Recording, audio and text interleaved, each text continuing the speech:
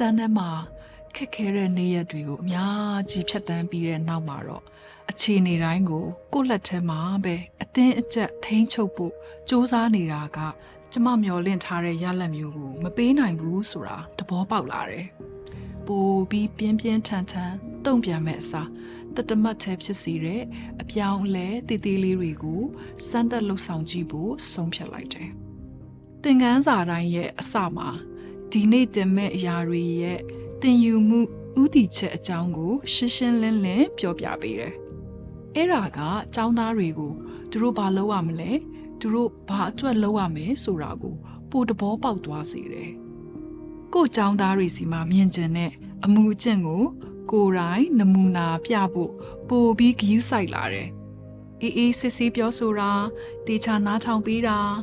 စိတ်ရှည်တီးခံတာမျိုးတွေပေါ့။အနောက်ရှက်ဖြစ်တဲ့အရာတွေကိုပဲပြုပြင်ပေးနေမဲ့အစားအတန်းထဲမှာအားလုံးအတွက်ပို့အဆင်ပြေအောင်ဘလို့နေထိုင်ကြမလဲဆိုတာကိုလည်းဆွေးနွေးဖြစ်ကြတယ်။လမ်းညွှန်ချက်တွေပေးဖို့အတွက်ရိုးရှင်းတဲ့လှုပ်ဆောင်ချက်ပုံစံတွေနဲ့အမြင်အာရုံကိုအသုံးပြုတဲ့သင်္ကေတတွေကိုမိတ်ဆက်ပေးတယ်။ဥပမာចောင်းသားတွေအာရုံစိုက်ဖို့အတွက်တိတ်တိတ်လေးနေပါသင်္ကေတဒါမှမဟုတ်လှုပ်ရှားမှုအဆင့်ဆင့်ကိုပြဖို့အတွက်ပုံကပ်ပြားတွေသုံးတာမျိုးပေါ့သင်ခန်းစာတစ်ခုစီရဲ့အဆုံးမှာတော့အဓိကအချက်တွေကိုပြန်နှွေးပေးပြီးသူတို့ရဲ့တိုးတက်မှုတွေကိုတိမှတ်ပြုပေးတယ်။တဖြည်းဖြည်းနဲ့အတန်းထဲကပုံစံတွေပြောင်းလာတယ်။အရင်ကအာယုံလွင့်လွယ်တဲ့ចောင်းသားတွေကသင်ခန်းစာမှာပိုပါဝင်လာကြတယ်။အနောက်ရှက်ဖြစ်တဲ့အချိန်တွေလည်းနည်းလာပြီး